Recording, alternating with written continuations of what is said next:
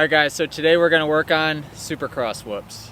Supercross whoops are a little bit different than outdoor whoops in the sense that they're a lot closer, they're a lot usually taller, steeper, and they're to be approached a little bit different than outdoor whoops. I could probably make a video down the line showing you guys how to hit outdoor whoops. For the most part, body position is going to stay about the same, just techniques are going to be slightly different.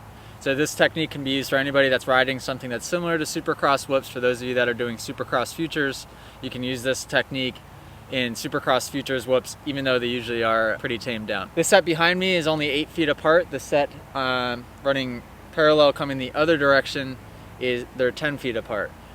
Basically, same technique. This set is a little tricky because it is right out of the turn, so I'm just going to give you guys a couple key points to how to do these and intertwine the GoPro footage so you guys can get a good idea. With whoops, the main thing is you want to be in a neutral body position. I think the common misconception is, oh, I'm just going to click up a gear, hold it wide open, and lean back, when in fact, that's probably the most dangerous thing you could do through a set of whoops. The idea through a set of supercross whoops is to hit every single one with the front and the rear tire with the bike as level as possible. When you lean back and get your body weight back and you pin the throttle, chances are you're going to end up missing one, dropping the front end at the bottom, and go over the bars. That's when things get dangerous.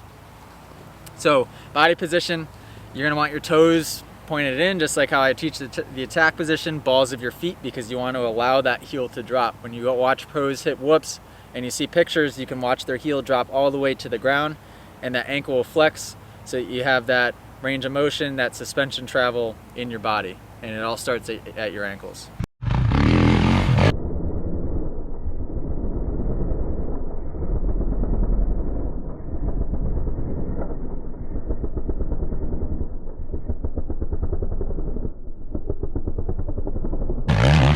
Balls of your feet, toes pointed in. Knees have to stay back behind the foot pegs. We don't want the knees doing this in front of the foot pegs, because anytime you do that, your weight is being shifted forward and back. So keep the knees back behind the foot pegs, butt back. The big thing here is going to be hips unlocked. This is also like a pelvic tilt. I don't know what you want to call it, but what it is hips unlocked. Looks like this, shoulder blades back in this position rather than being locked into this position, driving your knees, your hips, everything forward. Being locked in this position here actually connects your lower body to your upper body. And you see a lot of beginner riders, or shoot, even pro riders, when they get nervous, sometimes they go from here to, they end up in this position here. And then what happens is any movement the bike's giving to your feet, you're feeling it all the way through your head, which becomes very dangerous. You have to unlock, so poke your butt back, chest straight, chin up because we're looking ahead.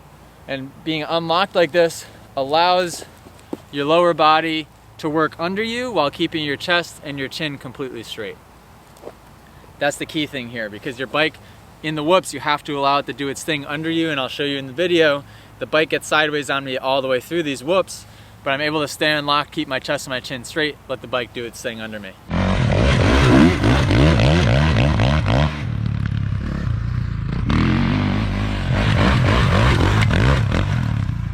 So you got your butt back, keep the weight back, hips unlocked, and now chest forward. That's the big thing, is a lot of people when they get nervous in whoops, first reaction is to extend the elbows and get your weight to the rear. Again, that's dangerous because you're going to eventually end up missing a whoop. We had a rider here yesterday that ended up crashing in this very set because of that. Lean back, end up missing a whoop, and then things get ugly from there. All the best whoop riders you've ever seen, James Stewart, Chad Reed, Davey Millsaps, current fastest guys to the whoops, Ken Roxon, pretty much any of those guys, the faster they're going, the more forward they're getting their upper body while keeping their knees back. And you can see that they're in this position here.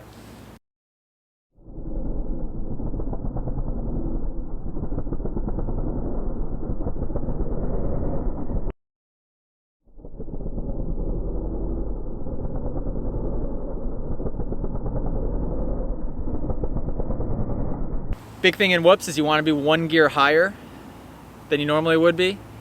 The bike seems to work better, suspension works better. I don't know why. My suspension guy, Jason, from SGB, is right up the hill, so I can probably get him down here to explain why that is.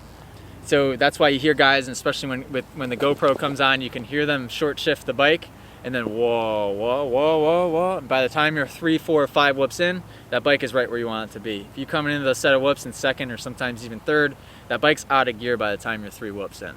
So stand up, smooth throttle all the way in. You don't want to chop the throttle or let off the throttle as you come in. All that's going to do is help keep the bike level. Any crazy movement in the throttle, holding it wide open, jerking it, blipping it, is going to end up sending that front end up. And again, unless it's a short set that's 3 or 4 or 5 whoops long and you know for sure you can wheelie the whole set, you want to make sure that the front and the rear are hitting every single whoop. That's the key.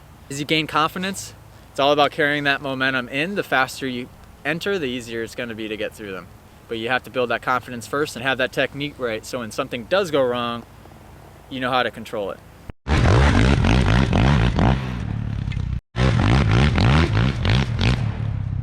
When you start to gain confidence with whoops, typically in supercross whoops, you'll always have a setup whoop, which means you might be able to see it here, and there's not much of a setup whoop on this set, which makes it difficult.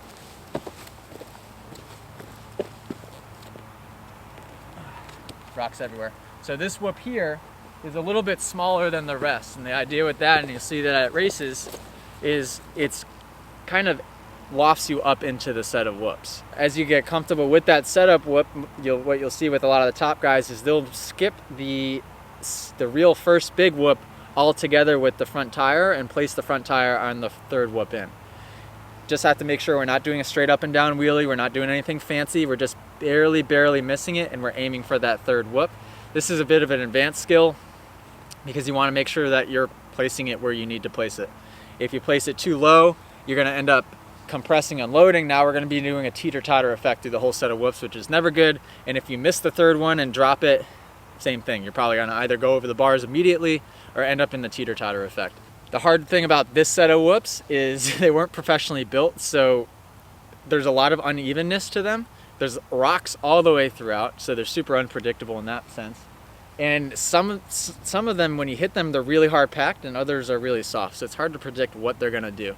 So my best bet is to come in, be strong in this position here, chin up because I'm looking ahead, and just be as smooth as I can and let the bike dance under me. You have to know that going into the set of whoops, the bike is going to dance, and the most dangerous thing you could do is extend your weight back or to just lock your hips all together and panic.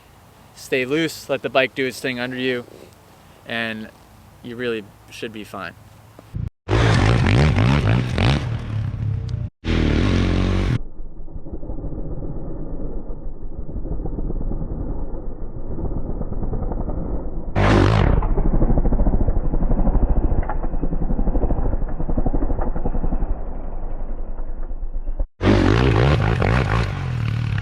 Or you could just do like what Ronnie Mack said in his latest video. Just go around them. There's a nice lane right to the left, take a turn, got a nice lane to the left side coming back.